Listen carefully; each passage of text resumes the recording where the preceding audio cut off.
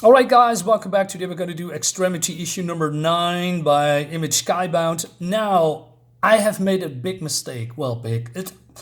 I reviewed last time, a month ago, issue number 10 instead of 9.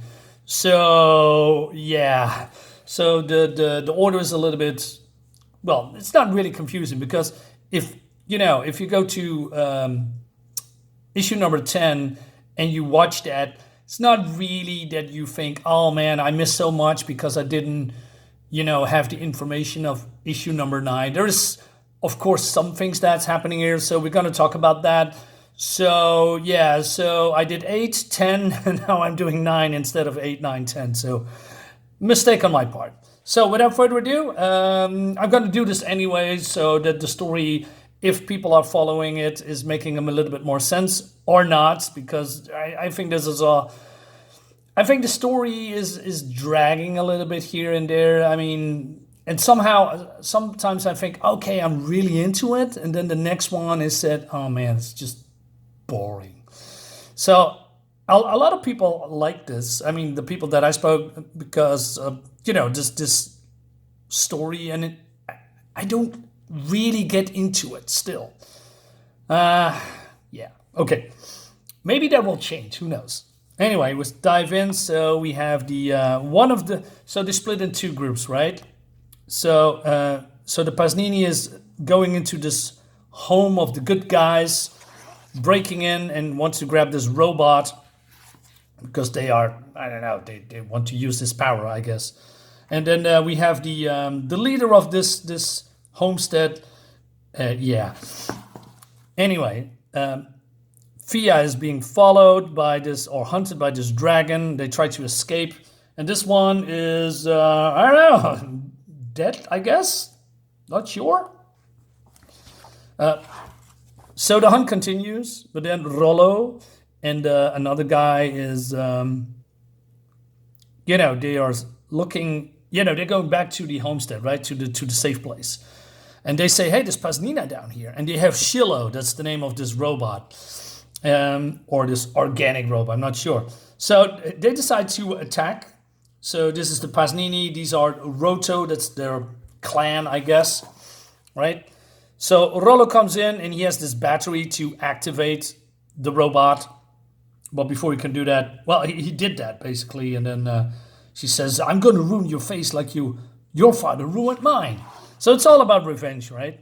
But then, oh no, the big monster is here. And then the robot is being activated and it's getting eaten. So this, well, it's not really a dragon. It's more like a hybrid of a crocodile. It doesn't even have eyes, I guess, right?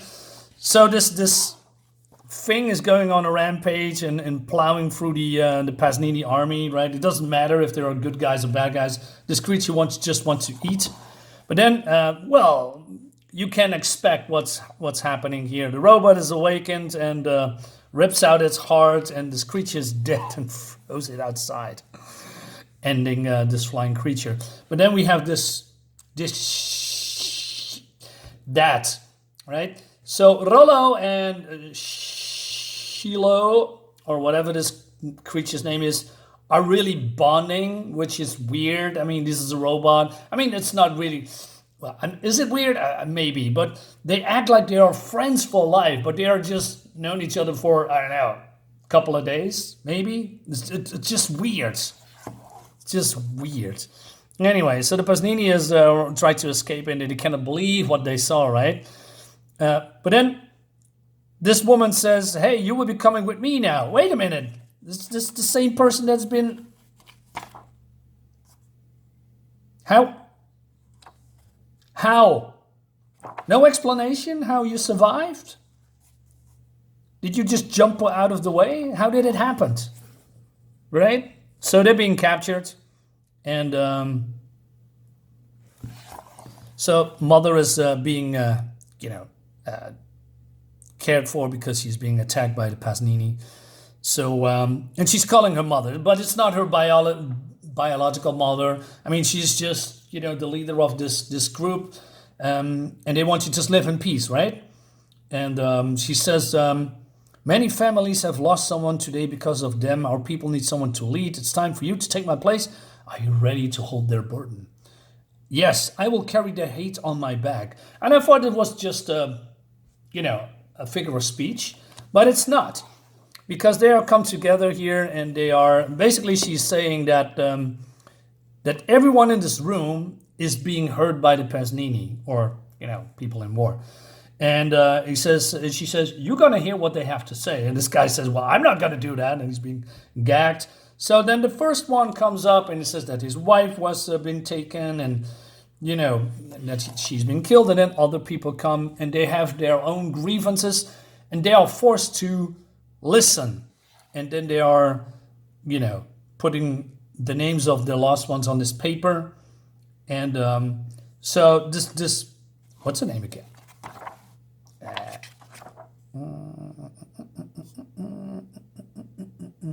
Meshiba. All right. So basically, there's different clans here. Try to live in peace, wants to get away from war and destruction and death. And they want to have a peaceful life here, but it seems they cannot get away from all that. But instead of killing those, she says, hey, all these people want to kill you, but I'm not going to allow them to do that. So I carry their anger and their hate on her back, and they are carving the name of the deceased ones on her back. So it's more like a ritual, and Thea is not taking it anymore. She cannot believe it.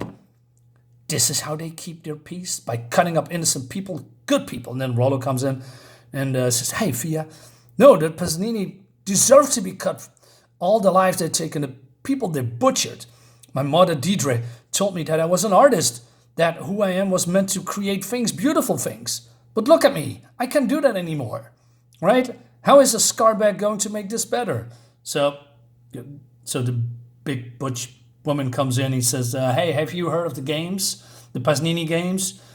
Well, she was, part of the Paznini clan, right? So she was particularly participating in some kind of a game, strong against strong. But then her clan was attacked by the Paznini. Although she has the mark of the Paznini, they are not all soldiers, right? They are not contributing in war. They're just also normal people, just like in, not all Germans are Nazis, right? Shit, I should say that. Well, okay. Thank you, YouTube. Damn it. YouTube hates that word, so I'm gonna be put a couple of notches down in the ladder of visibility on YouTube. It sucks, but that's how it goes. Anyway, so she has a metal leg, so she cut off the leg, and she said, you did that, it doesn't matter. And she says, I've been going after those people who did that to me, and I've taken that away from them, what they love the most. But she realizes that is not the right way to do it, because she was consumed by hatred, and the hatred is going on and on, right? So people are, it's more like an eye for an eye, and she wants to break away. And then she's meeting with this woman here, who is, as you can see, also taking all of the names of the people who was, killed.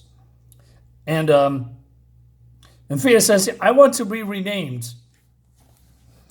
Why won't you? Jesus. I don't know, man. It's just, it feels like unnecessary pandering, What does it do? I mean, is it some kind of a game-breaking or game-changing personality switch because you have another name, right? Because it seems that, I'm not sure if everybody is different names now that they're here in this compound. I don't know. Anyway, so I think this is just pandering and doesn't do anything for the story at all. So she says, hey, I'm not an artist, so what am I? And then she is, painting some oil or goo on her face, and it started to drip, and then this old woman whispers something in her ear. That's probably coming a little bit up later in other comics, but again, oh yeah, so instead of Thea, you are now, someone else, and then you probably shouted from the heavens, and then, I don't know, that defines you or something. A name doesn't define you at all. It's your character that's define you. A name doesn't do anything, right? And maybe you think it makes you stronger or different, but if I'm changing my name from Marinus to, I don't know, Jacob, which is my middle name, by the way, Jacobus, then, I don't know, does it change me? No, absolutely not. It's just, but maybe that's part of this world. Anyway, she dies later. And then these guys, her father of Rollo and Thea, go to the Paznini capital, and that goes into issue number 10 that I did a month ago. So if you want to check that out again and you haven't seen it, go there, and the story continues because they want to raise this city. They want to destroy the land. While these are crying, or grieving. That's probably the best word. If every time I say crying, it's more like a negative how I say it, but yeah. So like I said, this was not a bad book. This was not a bad issue, but I don't know really where this is going. I think this is going to take on a little bit too long. I think the story should progress a little bit faster, in my opinion. I actually like their philosophy, right? So, hey, we're not going to kill you. We're going to take the anger of the clan onto one person that carries that burden. I think that gives it a certain character and maybe a certain motivation. But still, I think these guys deserve to put into jail for the rest of their lives, or better yet, maybe put to death. But they want to break that cycle that is important to this clan or to this community. So I think, okay, I can see that. So I think that's a plus. But I'm not feeling this book. I'm not saying this is a bad book per se, but I have a little bit trouble really enjoying the flow of the story. That's probably that could be me, right? Anyway, guys, let me know in the comments what you think about it. I see you next time. Maybe we're going to do an issue 11. Because I already did 10. 11 a little bit sooner. We're going to find out. Anyway, have a great weekend, guys. See you on the next one. Bye-bye.